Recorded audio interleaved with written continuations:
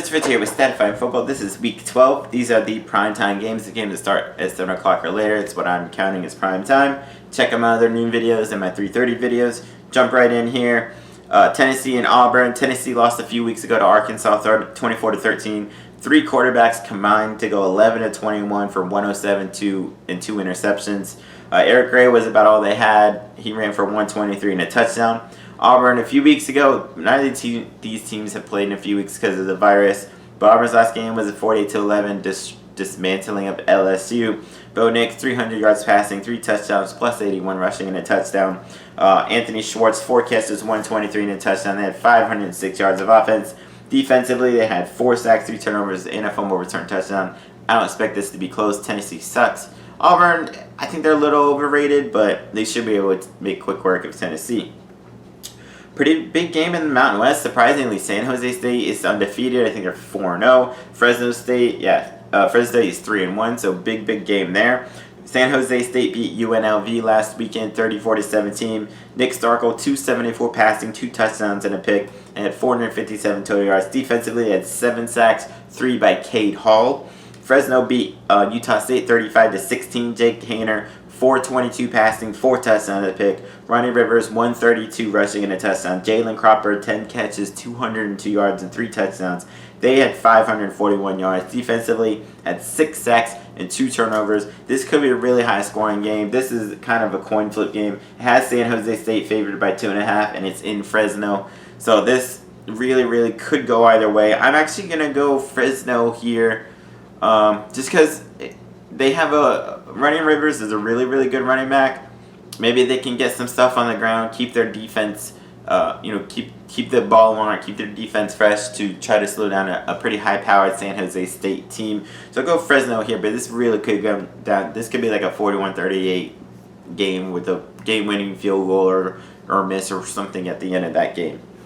Mississippi State and Georgia. Mississippi State hasn't played in a couple of weeks. They beat Vanderbilt 24-17. Will Rogers, 226 passing and a touchdown. They were actually doubled up, almost tripled up in yardage, but they forced 5 turnovers to allow them to escape with that win. Georgia, their last game was the loss to Florida a few weeks ago, 44-28. They had 2 quarterbacks combining 9 of 29, 112, 2 touchdowns and 3 picks. Zimmer White ran for 107 and a touchdown. They did have a pick 6, but they turned it over 3 times. I think Georgia is pretty overrated. Mississippi State, since that game against LSU, they haven't shown anything on offense, so I do think Georgia will end up winning that game. But this is kind of, to me, Georgia's 13, and I'm not even sure they're that good. But either way, I think Georgia still gets the win.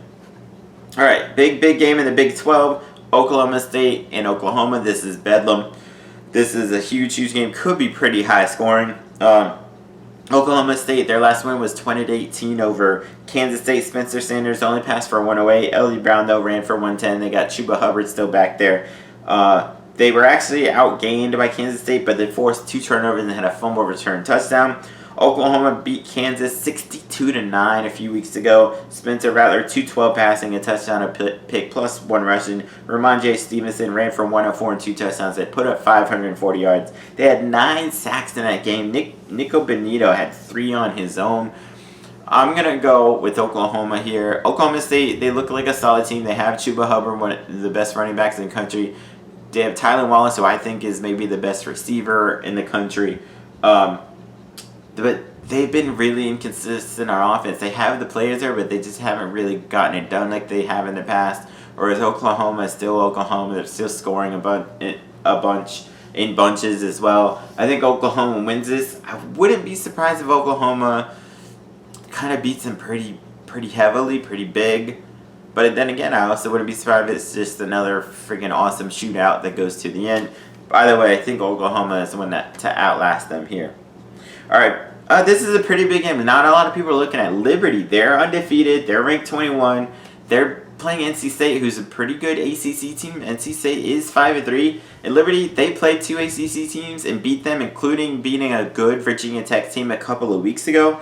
Liberty, they made really quick work of Western Carolina, 58-14. Malik Willis, 306 passing, 3 touchdowns, 97 rushing, and 2 touchdowns. Kevin Shaw, 2 catches, 137 and a touchdown. They had 633 yards of offense there. They had 4 sacks and forced 3 turnovers in that one.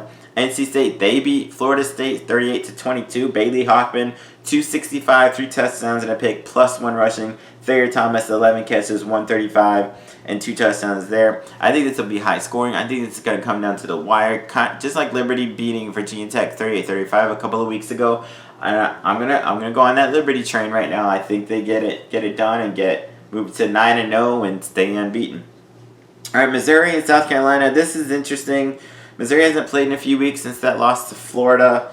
They didn't really do a whole lot there. But South Carolina, they lost to Ole Miss 59-42, but then they fired their head coach.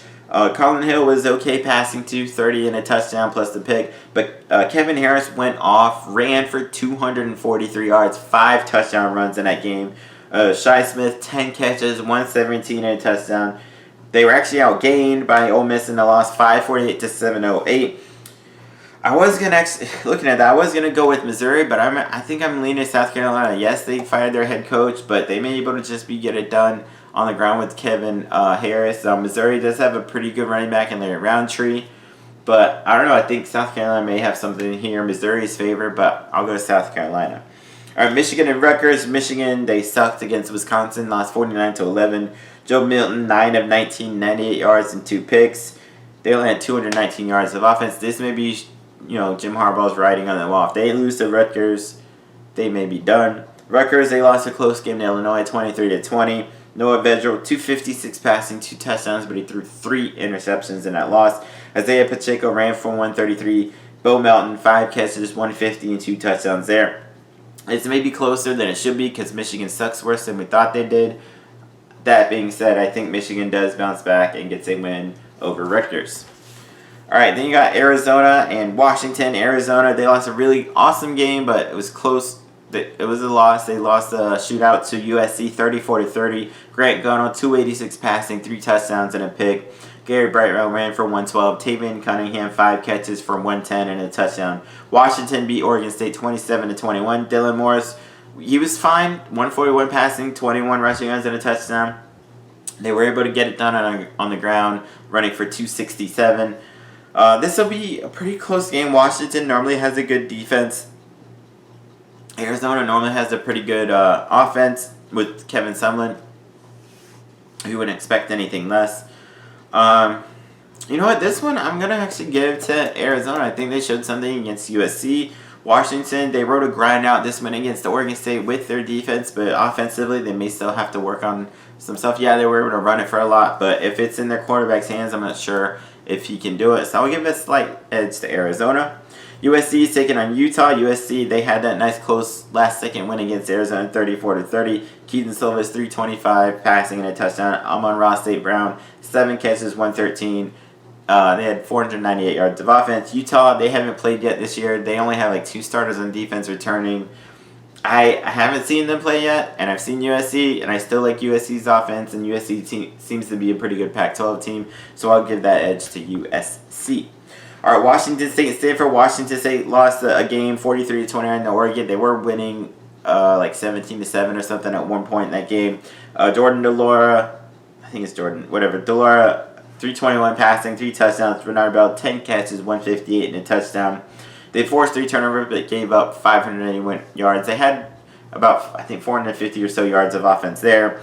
Stanford, they lost a close game to Colorado, 35-32. Davis Mills, 327 passing and a touchdown, plus 1 rushing.